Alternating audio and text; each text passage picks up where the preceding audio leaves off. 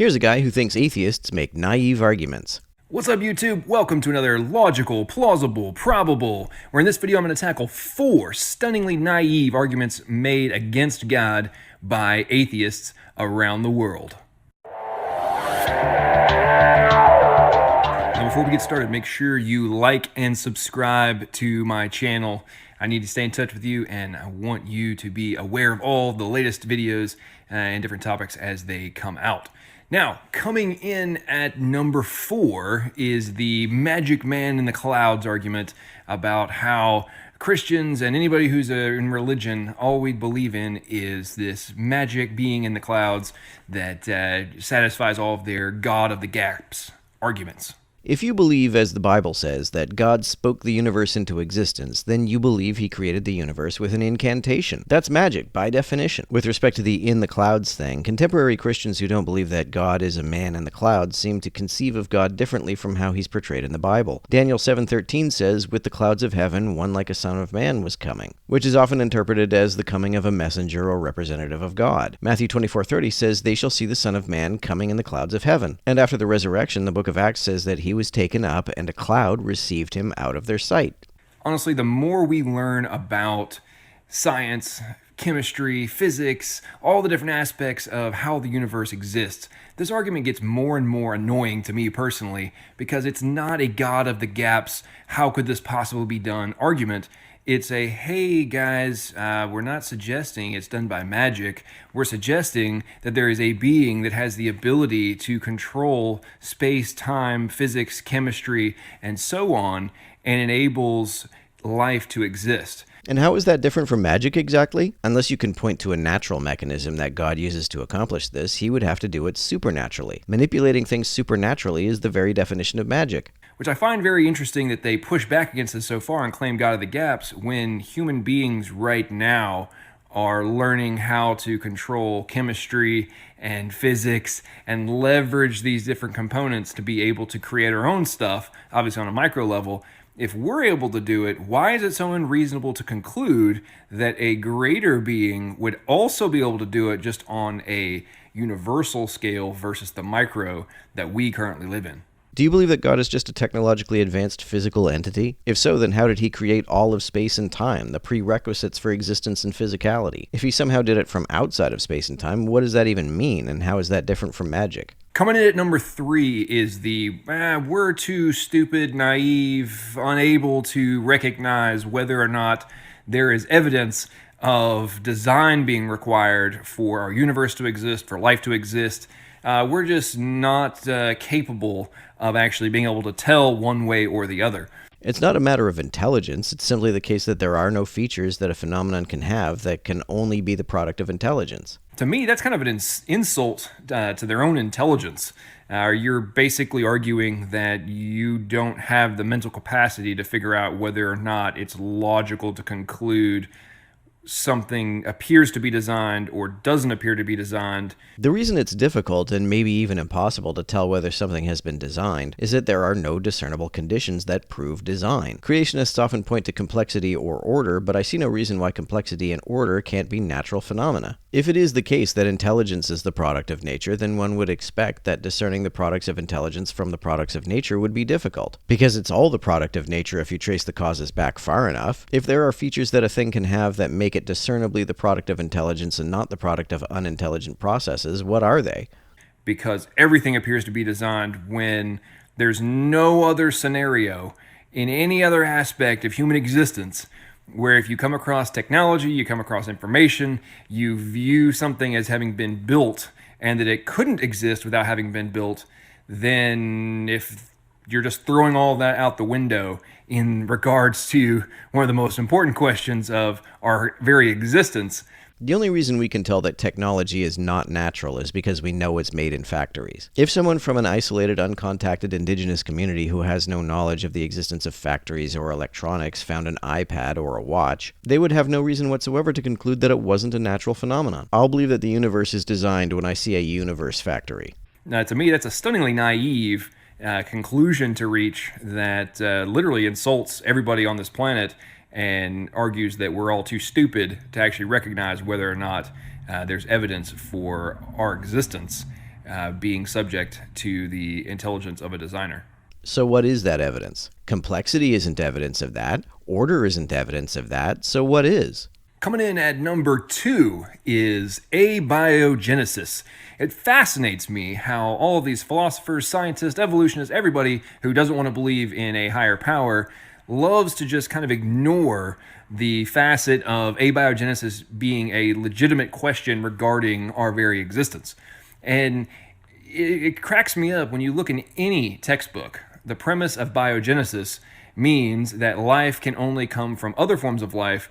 What do you think life is? Life is self-replicating nucleotide chains. To say that life only comes from life, therefore life had to come from God, is to say that God is or consists of self-replicating nucleotide chains that I guess are somehow capable of existing without being made of matter. If you have a different definition of life, what is it? But we should somehow just forget about the fact that abiogenesis would require life to have come from non-living material, and that there is a incredible amount of improbability, number one. How do you figure? Have you done the calculations, or do you just believe Stephen Meyer's calculations about the improbability of producing a functional protein that biologists consistently say are way off? And in some aspects, if you really want to get down to the nitty-gritty regarding information, that it's impossible for it to have occurred without an external influence, an intelligent agent coming into play to make it possible. Why? Are you one of those apologists that thinks that information only comes from intelligence? But we should just forget about all that, blindly accept that it should have just happened by magic. Why couldn't it have happened by chemistry? Which is why it cracks me up about the God of the Gaps argument. Didn't you say that I'm the one that believes in magic and things just occurring? Well, it seems to me that if you're going to ignore abiogenesis, then you're actually the one that is falling into a God of the Gaps argument, except that your gods are chaos and chance. No, I expect that the explanation for abiogenesis will turn out to be chemistry. All life is made of chemicals, so why is it so far-fetched to infer that life came from chemicals? You could call this chemistry of the gaps, but every time a gap in our knowledge has been filled, it's been filled by chemistry, or physics, or biology, or some other physical phenomenon. Given the great track record of speculating that some unexplained phenomenon will eventually be explained by some physical, natural cause, and the very poor track record of speculating that it's caused by something supernatural, I think it's perfectly reasonable to favor the former over the latter. And mine are that there is an intelligent agent to whom creating life was not an overwhelming expectation and was something well within their abilities and their powers to be able to make come forth. Unless you can use that explanation to make accurate predictions about future empirical observations, that's not an explanation. It's a pseudo-explanation. A real explanation for a phenomenon allows you to predict what future phenomena will look like or where or when they will happen. Coming in at number 1 is the idea that an immaterial mind could never make something material like our universe come into existence. Well, first of all, the universe is not entirely material. At its earliest moments, there was only time, space, and energy, and no matter at all existed. Secondly, what would an immaterial mind be exactly? A mind is a cognitive system carried out by a brain. What would it mean for a mind to exist independent of any kind of material brain? Thirdly, what would it mean for something altogether non-physical, if that's what you mean by immaterial, to cause something physical to exist? What would it mean for something non-physical to even exist itself? This one, especially in the modern era, just fascinates me because everything that we do in technology, whether you're watching this on your phone, on your computer, you might be walking on a Roku, on your smart TV, there's all sorts of different ways you could be leveraging this information that is always going to be immaterial. None of that information is immaterial. All of the information used by computers is patterns of electromagnetic activity. Last I checked, electrical phenomena are material phenomena. They are things that matter does. Apologists sometimes seem to conflate the intangible with the immaterial. Computer code has never had mass, ever. It can be housed inside of something that does have mass, but it has never physically taken form in regards to matter. So to make the argument that that could never possibly exist or ever be accomplished is to literally dismiss basically all of modern technology and all of things that we know about information and what can be done with it, and that things can be immaterial but still have material impact. Photosynthesis and digestion don't have mass. Does that mean that they're immaterial? Activities carried out by matter are intangible, but as long as it's matter carrying out the activities or information patterns, these activities and information are still material. So I find this one, it's hard for me to get around this one, especially when they start trying to go down the rabbit hole of explaining all the information that's inside every form of life as just being chemical reactions, which is one of their favorite arguments. It's like, yeah, there's chemical reactions that are being done to execute information, but they don't actually contain the information. Yes, they do. What exactly do you think information is? Information is just non-randomness. Anytime matter is arranged non-randomly, it contains information. Tree rings that show alternating winter and summer growth are information, for example. They're not random, they are determined by how many winters and summers the tree has lived through. Therefore, they are information. Information is not some woo-woo, spooky, non-physical entity. It's like saying that because you have an ink pen, when you write on a piece of paper and the words form, that there was not actually a transfer of information from your mind to that piece of paper. It was just chemical reaction of the ink bonding to the paper. It was also the electrochemical processes going on in your brain. Now, as you think about these different topics that have been discussed, I want you to ask yourself, it's the whole purpose of this channel, what is the more logical, plausible, and probable conclusion to reach? That we somehow exist by accident, that there is no higher force required for our existence? This is a false dichotomy. There is no reason to infer that there was a higher force, whatever that's supposed to mean, nor to infer that the existence of life was an accident. It was a natural consequence of physics and chemistry. For information to come into being. Why would a higher force be necessary for information to come into being? Why can't non-randomness just be inherent to nature? For life to form out of the non-living materials that surround us, that information can exist outside of the material world?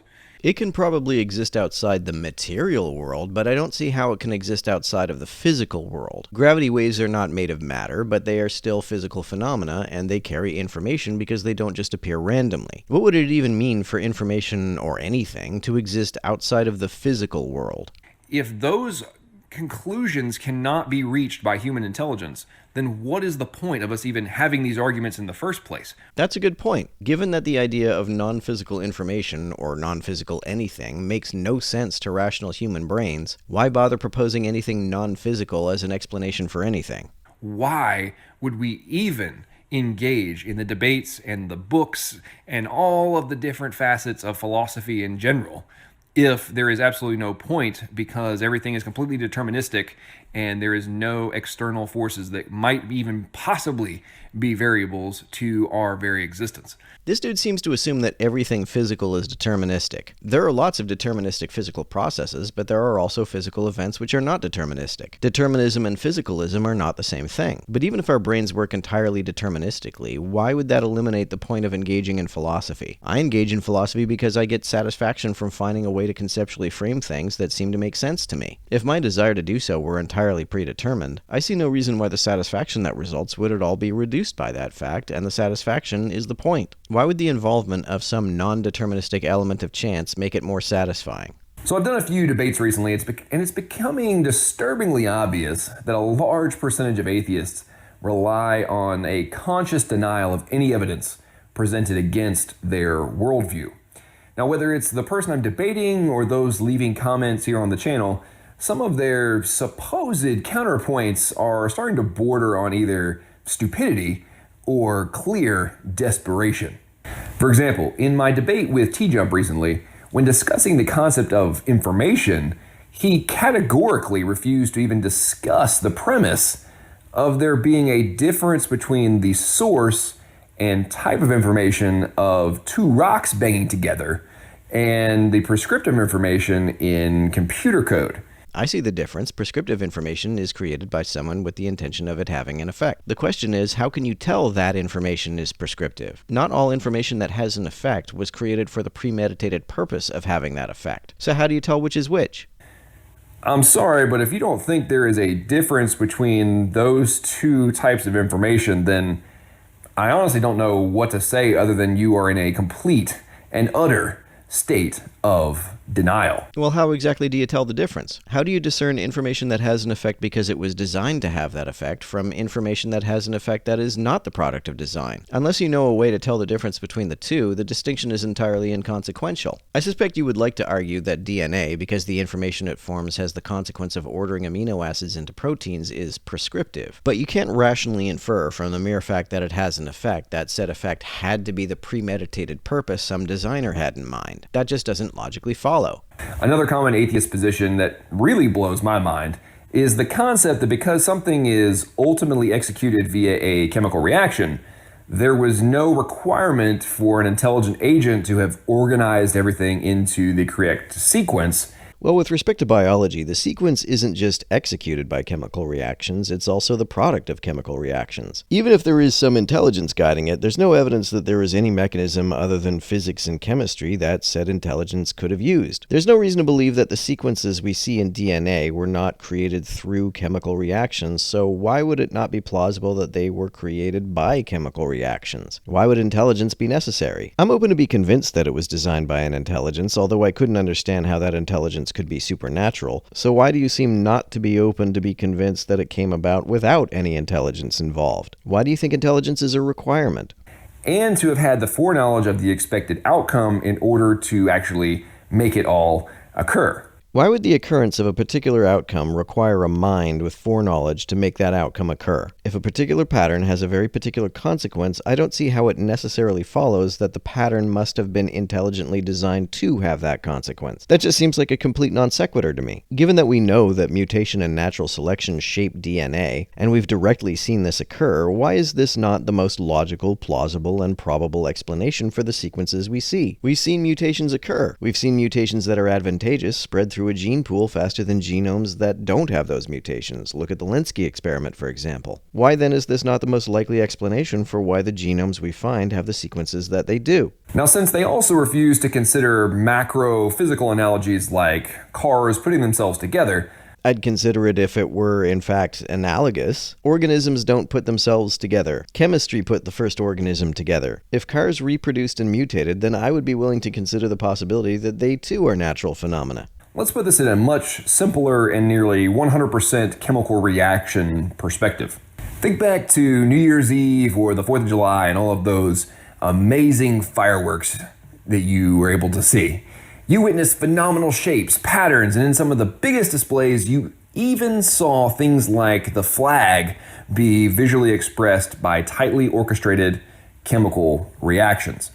Now, while these are incredible to look at, they are nothing more than deterministic chemical reactions, right? Wrong. They do in fact involve non-deterministic quantum phenomena that have a small consequence with respect to when the photons from the fireworks are emitted. It's only detectable at very small timescales, but there is some wiggle room below the microsecond level when the exact timing of the emission of each photon is a matter of non-deterministic chance. However, I suspect there is not a person who has ever witnessed these events who would ever argue that they could have happened without highly skilled pyrotechnicians and explosive experts designing the entire 30 or 45 minutes of entertainment that you got to enjoy. Yeah, but that's because I know these things exist. If you went back in time a few thousand years and set off the exact same fireworks display, I see no reason whatsoever why witnesses living in that era would necessarily rule out the possibility that it was a natural phenomenon. You keep giving examples of specific events that we know are the product of engineering without specifying exactly what it is about these events that allow us to infer that they are artificial, other than the fact that everyone already knows they're artificial. I would go so far as to wager there is not a single person who would suggest that the physical fireworks could ever exist without intelligent agents to put all of the explosive compounds in the correct order with the correct timers, which result in coordinated explosions, which created the patterns that we witness when we watch these entertainments on these special occasions. I don't believe that to be the case. If you set off fireworks over North Sentinel Island or remote parts of the Amazon or anywhere else where people with little to no knowledge of contemporary technology live, I see no reason at all to believe that they would necessarily infer that these were artificial phenomena. Why would they? What specifically about these events proves that they are artificial outside of the fact that we already know how they are produced? You seem to think that complex order with specific consequences somehow automatically makes it more logical, plausible, and probable that such order was consciously created for the purpose of having these specific consequences. This is a total non sequitur. It is not a logical inference. Now, if that is so, why then are the exponentially more complex chemical processes required for even the simplest form of life to exist, accepted as the result of pure, undirected luck? They're not. That's a straw man. Mutations are a matter of luck, but this luck is not undirected. It's directed by natural selection, which is neither a conscious nor a random process. This leads me to another atheist state of denial, that intention cannot be deduced unless there was an original human observer. How could it be deduced? It could be abductively inferred, but how exactly do you deduce it? Even though I know how fireworks are made and I infer that the last fireworks show I saw was also artificially engineered, this is still an abductive inference and not a deductive one. I can't deductively prove that it wasn't the result of some freakishly rare natural phenomenon. Now, while basically all aspects of biology require controlled, predetermined functions based on information, insofar as they are predetermined, why can't they be predetermined by natural phenomena instead of a conscious intention? which is contained in the genetic code, and while that code displays all aspects of a literal true code and a programming language, this is aggressively dismissed as being such by atheists because they say it lacks intent.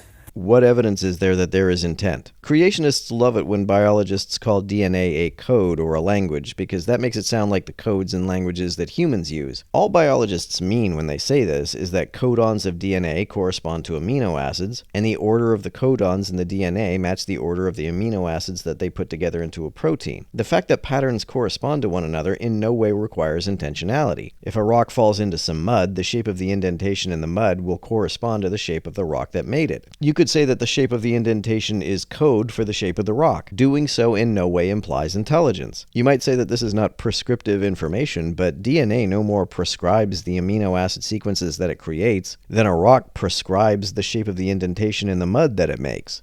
Let's think about this for a second. If you found a piece of paper and the only thing written on it was the chemical compounds needed to create a firecracker and the order in which to combine them, would you ever conclude that a designer who knew what would happen if you put those chemicals together would not have been required to create the information that you found on the piece of paper? If I were from a time or a place where and when I had never seen ink or paper before, then I could very well conclude that, yes. I would not take the correspondence as proof of design because correspondence and design are two different things.